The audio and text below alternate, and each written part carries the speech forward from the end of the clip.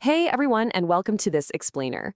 Today we're going to unpack an incredibly gripping narrative from the YouTube channel Hypothetically. We're jumping right into a super visceral second-person story that asks a genuinely terrifying question. Just how fast can a completely mundane everyday life spiral into a dark criminal underworld? By putting you directly in the shoes of the protagonist, this story explores those subtle, almost invisible steps we take when we start crossing moral boundaries. We're going to map out this psychological descent together and see exactly how a trap like this gets sprung. So picture this. You're a totally exhausted veterinarian closing up your quiet little clinic on a rainy night. You've spent 12 long hours on your feet dealing with, golden retrievers and grumpy old cats. Suddenly, bam, a wild-eyed gunman bursts through your door carrying a bleeding man over his shoulder. Your pristine clinic floors just instantly stand with blood and mud. You frantically try to point them to the hospital down the street, but the gunman just taps a pistol against the glass and delivers this absolutely chilling ultimatum. Right away, your agency is completely stripped from you. You are forced into a corner where simple survival dictates your very next move. And this just brilliantly illustrates the terrifying contrast of your new reality. Just 4 blocks away is a human hospital, fully equipped with proper medicine, sterile environments, and real surgical training. But you're desperately doing mental math to calculate how much horse tranquilizer, stuff strong enough to drop a 1,000-pound animal, is safe for a human without literally stopping his heart. You're stitching up a gunshot wound with heavy blue nylon meant for Great Danes. It is an absolutely absurd, terrifying reality, and you are wildly unequipped for the life-or-death situation you've just been thrown into. But then comes the twist. After this agonizing, entirely improvised surgery is over, the gunman doesn't threaten you again. He doesn't even help carry his buddy out. He simply tosses a thick envelope right onto the unconscious man's chest, tells you to buy yourself something nice, and walks out. Inside, $5,000 in cold, hard cash. This single moment totally shifts the narrative. It goes from a story about being a hostage to a story about temptation. That stack of bills is the initial seed that's going to eventually grow into a complete compromise of your morals. Okay, let's dive into the psychology here, because it's fascinating. Your immediate instinct, naturally, is to call the police, right? You want to show them the mess on your floor and hand over the dirty money. But you hesitate. Your clinic is failing, rent is late, and that tuition bill for your daughter's college fund, it has a massive red past due stamp on it. The cash is just sitting right there.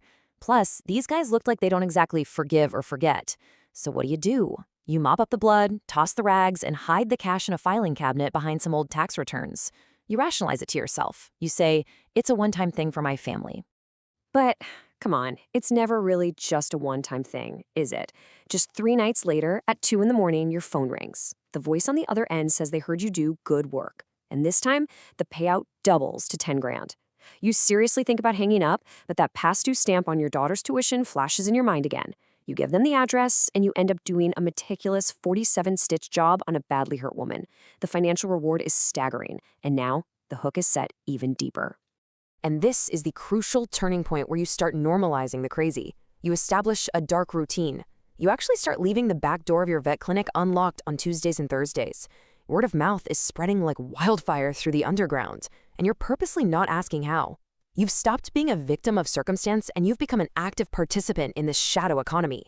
You're making accommodations for the growing demand, and the lines of your reality are just permanently blurring. To survive this mentally, you have to construct a pretty heavy cognitive defense. You start justifying the shattered kneecaps and the sketchy characters by focusing on your quote-unquote innocent patients. Like you treat an uninsured construction worker by splinting his leg like you would a Bernese mountain dog. You treat a badly burned mother using chicken antibiotics. You tell yourself that you're providing a desperately needed service for regular people who simply can't afford a real hospital. And honestly, this rationalization is what lets you sleep at night. You convince yourself you're doing good work. It's honestly mind-blowing to look at how fast this escalates over a timeline. Day 1, you are a terrified hostage. By week 1, you're literally setting office hours for criminals. Fast forward to month 1, your filing cabinet is overflowing with cash. And by month 3, you're stashing overflow envelopes behind your water heater because you've made more cash than in the last 2 years combined. You have completely transformed from a struggling, exhausted vet into a highly confident, incredibly lucrative underground surgeon. With all this money flowing in, you buy sharper tools, better lighting. You even tell your ex-wife that the clinic is finally turning a corner, and you put a massive deposit down on your daughter's first semester. You start to feel capable, needed, almost like you've finally found what you were truly meant to do. You get this overwhelming, dangerous sense of pride. But you should have been asking yourself the most important question all along. Are you really the one in control? This false sense of security? Yeah, that's your first fatal mistake. Because that illusion of control shatters violently on a random Thursday night. You've just finished up a routine dislocated shoulder fix, pocketed your cash, and walked out to your car. And suddenly, the true nature of this world reveals itself. A black van slides open. Huge, silent men ambush you, yank a bag over your head, and shove you inside. When the zip ties are finally cut, you aren't in some dingy alleyway. You are standing in this pristine, high-tech glass room, surrounded by medical equipment that costs more than your entire clinic. A guy in a very expensive tailored suit points to a figure on the operating table. It's the city's most notorious crime lord. We're talking the guy who owns the ports, the police, everything. And he's dying of internal bleeding. You instantly panic. You plead with them, saying you only fix poodles and house cats, that you literally use fishing wire and horse pills. But the man in the suit? He doesn't even blink. He chillingly reduces the entire complexity of human surgery down to basic biology, looking at you and saying, this is just one more mammal. Now, what's really fascinating here is why your specific weird skill set makes you so incredibly valuable to these people. I mean, it's definitely not because you're the best surgeon in the city, right? A real hospital obviously has better doctors. But as the suit explains, real hospitals file reports. They ask questions. They call the cops. Your true value isn't your surgical precision at all. It's your silence. Your off-the-grid, unquestioning, improvisational nature, that is exactly what a dying crime lord needs to stay off a police database. So you step into the glass room and scrub in, and as your hands hover over the stomach of a man who has ruined countless lives, you face the ultimate moral choice. You could easily let him die, just hesitate a little too long, call it a tragic medical complication, and rid the city of an absolute monster. Literally nobody could prove otherwise, but the thought of your daughter flashes in your mind, her laugh, the way she hugs you. To ensure you can go back to her, you take a breath, and you begin the surgery.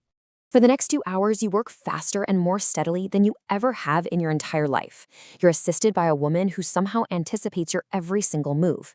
You fix the bleeding, you tie the final knot, the crime lord is going to live.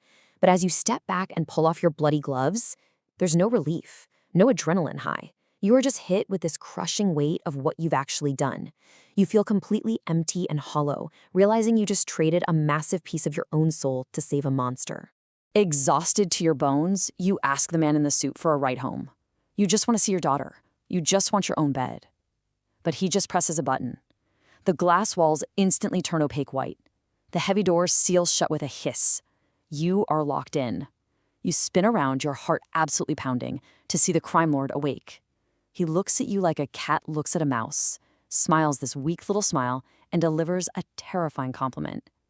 He doesn't see a humble veterinarian anymore. He sees a permanent asset. You start pleading with him. You tell him about your clinic, your life, your daughter who needs her dad for graduations and her wedding. But your protests are just coldly dismissed. They assure you chillingly that you'll be entirely taken care of financially, so much so she might not even notice you're gone. Then he points over to the corner of the room. There's a neatly made bed, a small desk, a heavy stack of human medical textbooks. This is it. This is your permanent new home. The golden cage has locked shut. You press your cold hands against that impenetrable white glass, but nobody's coming to help you. The suit just tells you to get some rest because, hey, you start early tomorrow. And in this horrific moment of total isolation, the truth of that very first night all comes rushing back. The gunman. The $5,000. The unlocked back doors on Tuesdays. You actually thought you were making choices for your family. You thought you were smartly managing the risk and staying in the driver's seat. You were completely, tragically wrong. From the very first stitch you ever threw, you were auditioning for a job you never even knew existed, and you passed with flying colors. I want to leave you with this final provocative thought to take away from this explainer today. You spent your whole life saving animals, but step by step, envelope of cash by envelope of cash, you allowed yourself to be domesticated by the underworld.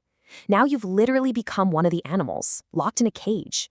When you slowly trade your ethics for survival day by day, who is really holding the leash? Keep that in mind the next time you think a small compromise won't cost you everything.